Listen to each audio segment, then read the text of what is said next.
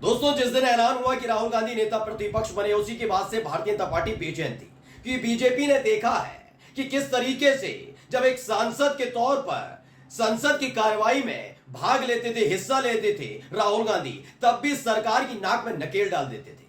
संसद से बाहर जब जब चुनावी रैली में या मंच पर खड़े होकर राहुल गांधी ने कुछ बोला तो पढ़ते हैं बीजेपी की और मोदी सरकार की खोल कर रखी। अब ऐसे में जब नेता प्रतिपक्ष बने हैं तो हालात ये पैदा हो गए कि मोदी सरकार के वो दिग्गज मंत्री जो संसद के अंदर खड़े होकर सिर्फ एक तमाशा किया करते थे, अभिनय किया करते थे, वो भी अब हाथ जोड़कर माफी मांगने लगे। जी हां, मैं बात कर रहा हूं इस देश के गृह मंत्री अमित शाह बाबू की। याद है, सीबीआई, इनकम टैक्स, ईडी, ये वो संवैधानिक संस्थाओं की खिल्ली उड़ाकर रख दी थी। लेकिन जिस बार जब राहुल गांधी ने सरकार की क्लास लगानी शुरू की तो हाथ जोड़कर खड़े हो गए अमित शाह। कहने लगे संरक्षण दीजिए साहब, ये बयानों से संरक्षण दीजिए। नमस्कार, मैं हूं प्राज्वल गौतम और आप देख रहे हैं टाइम्स एक्सप्रेस। आज की एक सबसे मौजूदा खबर दिखा रहा हूं आपको, पूरी सरकार को बेचैन कर दिया है। सबसे पहले राहुल गांधी का वो बयान सुनाने जा रहा हूं जिस बयान के बाद देश के प्रधानमंत्री खड़े हुए और संसद के अंदर खड़े होकर उन्होंने झूठ बोल दिया, जिसके बाद हुई जमकर फटकार लगी। ऐसे ऐसे बयान निकालकर सामने रख दिए राहुल गांधी ने कि पूरी की पूरी सरकार, सारे कैबिनेट मंत्री चुप्पी साध कर बैठ गए। पहले राहुल गांधी का वो बयान जरूर सुनिए। हिंदू हिंसा नहीं फैला सकता, हिंदू नफरत नहीं फैला सकता और बीजेपी 24 घंटा नफरत, हिंसा, नफरत, हिंसा, नफरत, हिंसा। तो राहुल गांधी के इस बयान को सुनने के बाद आपको कहीं से लगता है, मैं खुद हिंदू हूं, सनातनी हूं, और वैसे तो मैं मानता नहीं, लेकिन अगर आपको बता दूं, जाति से मैं ब्राह्मण हूं। जी हां, जाति से ब्राह्मण हूं और धर्म से हिंदू, सनातनी हूं।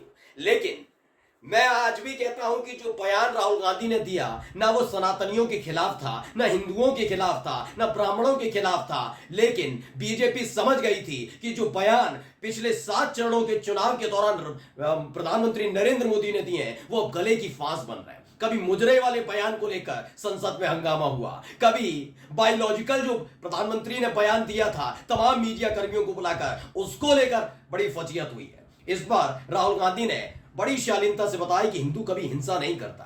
तो इसमें गलत कह दिया क्या? हिंदू कभी हिंसा नहीं करता, क्या ये अपमान है? हिंदुओं का अपमान है? नहीं ना, लेकिन मोदी जी को लगता है ये अपमान है। सुनिए मोदी जी क्या कहते हैं। विषय बहुत गंभीर है। पूरे हिंदू समाज को हिंसक कहना ये गंभीर विषय है। ये बयान जो दिया गया वो गलत बयान दिया गया, ये मोदी जी का कहना है। मोदी जी कह रहे हैं कि भाई जो बयान दिया गया ये पूरे हिंदू समाज को अपमानित करने के लिए किया गया। जिसके बाद राहुल गांधी ने एक और बयान दे डाला। सुनिए बयान। नहीं नहीं नहीं नहीं नहीं नहीं, नरेंद्र मोदी जी पूरा हिंदू समाज नहीं है, बीजेपी पूरा हिंदू समाज नहीं है, आरएसएस पूरा हिंदू समाज नहीं है। इसे सुप्रिया श्रीनेत ने ट्वीट किया, लिखा राहुल गांधी बीजेपी नफरत हिंसा फैलाती है। नरेंद्र मोदी खड़े होकर राहुल गांधी पूरे हिंदू धर्म को हिंसक बता रहे हैं। राहुल गांधी, नरेंद्र मोदी हिंदू धर्म नहीं है, बीजेपी हिंदू धर्म नहीं है, आरएसएस हिंदू धर्म नहीं है, नरेंद्र मोदी चुपचाप बैठ गए। जी हां, यही तो देखिए, प्रधानमंत्री नरेंद्र मोदी ये बताते फिर रहे हैं कि भाई हिंदुओं का अपमान कर लिया। मैं फिर कह रहा हूं कि हिंदू नहीं है, हिंदुओं का अपमान नहीं किया गया, बल्कि उनके लिए तो कहा गया वो हिंसा नहीं करते, लेकिन बीजेपी हिंसा करवाती है। और जब बीजेपी पर निशाना साधा गया तो फिर से धर्म के ठेकेदार आ गए उतरकर कि हिंदुओं का अपमान किया है। ये सोचिए, इस देश के प्रधानमंत्री न केवल चुनावी जनसभाओं में बल्कि संसद के अंदर भी झूठ परोसने के लिए इतिहास रच चुके हैं। देखिए, सुप्रिया श्रीनेत ने एक और ट्वीट किया, उसमें क्या लिखा पहले वो पढ़कर बता। बतौर नेता प्रतिपक्ष राहुल गांधी ने अपने पहले ही भाषण में पूरी सरकार को हिलाकर रख दिया। नरेंद्र मोदी, अमित शाह, राजनाथ सिंह, भूपेंद्र यादव, शिवराज सिंह चौहान, किरण रिजिजू सब बार बार उठकर हस्तक्षेप कर रहे थे। अमित शाह तो स्पीकर से संरक्षण मांग रहे थे। यह है राहुल गांधी की ताकत, सत्य और अहिंसा की ताकत। कांग्रेस पार्टी ने इसी को लेकर ट्वीट किया है, वो मैं आपको दिखा रहा हूं। उस वीडियो में आप देखिए, जब राहुल गांधी पूरी तरीके से सलीके से पर्दे खोल रहे थे ना, तो उसके बाद देखिए अमित शाह बाबू क्या कह रहे हैं, संरक्षण मांग रहे हैं। सोचिए इस देश के अंदर हुआ क्या पिछले 10 सालों में।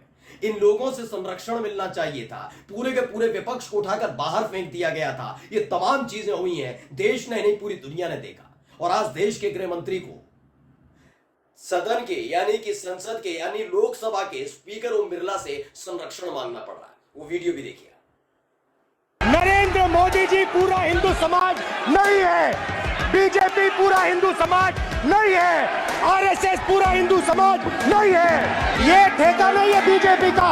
हमें संरक्षित करिए, ऐसे नहीं चलता। आप शिव जी को देखें तो उनकी इमेज से आपको पता लगता है कि हिंदू डर नहीं फैला सकता, हिंदू हिंसा नहीं फैला सकता, हिंदू नफरत नहीं फैला सकता। हमें संरक्षित करिए, ऐसे नहीं चलता। 3 बार नरेंद्र मोदी ने टेस्ट किया, क्या मैं अयोध्या से लड़ जाऊं? और सर्वेयर्स ने कहा अयोध्या में मत लड़ जाना, अयोध्या की जनता हरा देगी। और इसीलिए प्रधानमंत्री वाराणसी गए और वहां बच के निकले। हमें संरक्षित करिए, ऐसे नहीं चलता। आप लिख के ले लो, आपको ऑपोजिशन इंडिया गठबंधन गुजरात में हराने जा रहा है। हमें संरक्षित करिए, ऐसे नहीं चलता। पूरा देश जानता है कि अग्निवीर सेना का स्कीम नहीं है, पीएमओ का स्कीम है।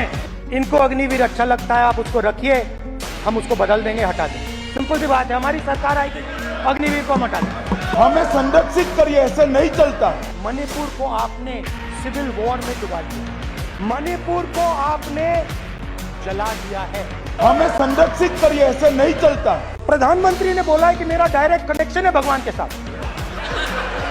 मैंने नहीं बोला। हमें संरक्षित करिए, ऐसे नहीं चलता। मैं फिर वही एक सवाल पूछूंगा। ये सवाल ये है कि जो बयान दिया गया है, ऑन रिकॉर्ड है राहुल गांधी का बयान। सवाल यह है कि ओम बिरला साहब को क्या कार्रवाई नहीं करनी चाहिए? सदन के सर्वोच्च पद पर बैठे हुए व्यक्ति को, चाहे वो कोई भी हो सांसद, वो अब झूठ बोलता है तो उसके खिलाफ कार्रवाई होनी चाहिए नहीं होनी चाहिए। राहुल गांधी के इस बयान में राहुल गांधी ने कहीं भी इस बात का जिक्र तक नहीं किया, ये बात कही तक नहीं कि हिंदू हिंसा करता है, मारकाट करता है, कहीं शब्दों का इस्तेमाल नहीं। उन्होंने तो उल्टा कहा कि हिंसा कभी नहीं करता। हाँ, उन्होंने ये जरूर कहा कि भारतीय जनता पार्टी हिंसा में विश्वास करती है, हिंसा करवाती है। क्यों याद नहीं आता मोदी जी, मणिपुर में क्या हो रहा है? इतने सालों से सरकार में हो, मणिपुर में सरकार में बैठे हो, बीजेपी की सरकार है, वहां पर सत्ता में बैठे हुए हो, लेकिन मणिपुर की आग अभी बुझी नहीं है। लेकिन फर्क नहीं पड़ता, चेहरे पर शिकन नहीं आती। ये देश के गृह मंत्री हैं जो संरक्षण मांग रहे हैं। बताइए, मणिपुर के अंदर जो हालात बने हुए पिछले 1.5-2 साल से, उसका जिम्मेदार कौन है? कौन है जिम्मेदार? क्यों कोई कार्रवाई नहीं की गई? लेकिन नहीं, सवाल नहीं। मैंने कहा ना, इनकी एक पूरी नीति रही है 10 साल में कि कोई इनसे सवाल नहीं कर पाया। ये वही प्रधानमंत्री हैं। सोचिए, आज ये प्रधानमंत्री को धर्म का ठेकेदार बनना पड़ रहा है। बचपन तो बने ही थे, मुसलमानों को कोसा था, इसी की वजह से तो इनको हटाया गया। 240 सीटों पर सिमट कर आ हो गए ना। लेकिन आज वही फिर से संसद के अंदर खड़े होकर हिंदुओं के अपमान का जिक्र कर रहे हैं, क्योंकि इनकी अपनी पार्टी, इनकी खुद की बीजेपी पार्टी का एक एक कच्चा चिट्ठा खोल कर रख दिया राहुल गांधी ने। ये इस बात से घबरा गए, थर थर कांप रहे हैं और अब उल्टा बयानी कर रहे हैं। हालात देखिए, कभी राजनाथ सिंह खड़े होते हैं, कभी भूपेंद्र यादव खड़े होते हैं, किरण रिजिजू तो कह रहे हैं कि मुझे मान लीजिए मैं संसदीय मंत्री हूं, संसदीय कार्य मंत्री हूं, मेरी तो सुनिए। कोई नहीं सुन रहा। और इस देश के गृह मंत्री अमित शाह अब संरक्षण मांग रहे हैं। कहते थे ना, राहुल गांधी ने एक बीच में एक बातचीत चल रही थी तो उसी दौरान एक बयान और दिया उन्होंने, पीछे से एक आवाज आई कि आप हमसे डरते हैं, बीजेपी वालों ने कहा। तो उन्होंने कहा कांग्रेस नहीं डरती है, कांग्रेस से आप लोग डरते हैं। और यकीन मानकर चलिए, ये अब डर बना रहना चाहिए। मैं कहता था लगातार, और जो लोग इसका विरोध करते हैं करते रहिए, लेकिन डंके की चोट पर कहूंगा कि किसी भी देश में सरकार तो होती है, लेकिन विपक्ष भी मजबूत होना चाहिए। इस देश की जनता ने कमाल किया। इस देश की जनता ने देखा कि पिछले 10 साल में कैसे पूर्ण बहुमत की सरकार के नाम पर सिर्फ तमाशा किया गया है, कैसे विपक्ष की आवाज को कुचला गया। अपनी एक एक हर्फ, एक एक शब्द, एक एक बात को फरमान में साबित करके, तब्दील करके विपक्ष को कुचलकर जनता की नहीं सुनी गई। लेकिन अब वो मौका नहीं है। राहुल गांधी ने स्पष्ट तौर पर साफ कर दिया है कि वो किसी भी कीमत पर बख्शने में मूड में नहीं है। ऐसी ऐसी छीछल इधर हुई है ना, अब खुद प्रधानमंत्री साहब ये सोच रहे होंगे कि चुनावी दौर में मैंने ये भाषण क्यों दे दिए थे, ये बयान क्यों दिए थे, क्यों हिंदुओं के लेकर बोलता रहा, क्यों मैं अपने आप को बायोलॉजिकल बताता रहा, क्यों मैंने विपक्ष के लिए मुजरा जैसे शब्द का इस्तेमाल किया। एक एक चीज, एक एक बात अब सबके सामने आएगी दोस्तों, सबके सामने आएगी। और ये सिर्फ लोकसभा की बात नहीं है, राज्यसभा में भी इतनी ही मोहब्बत के साथ इनकी जमकर फजीयत की जा रही है। नमस्कार।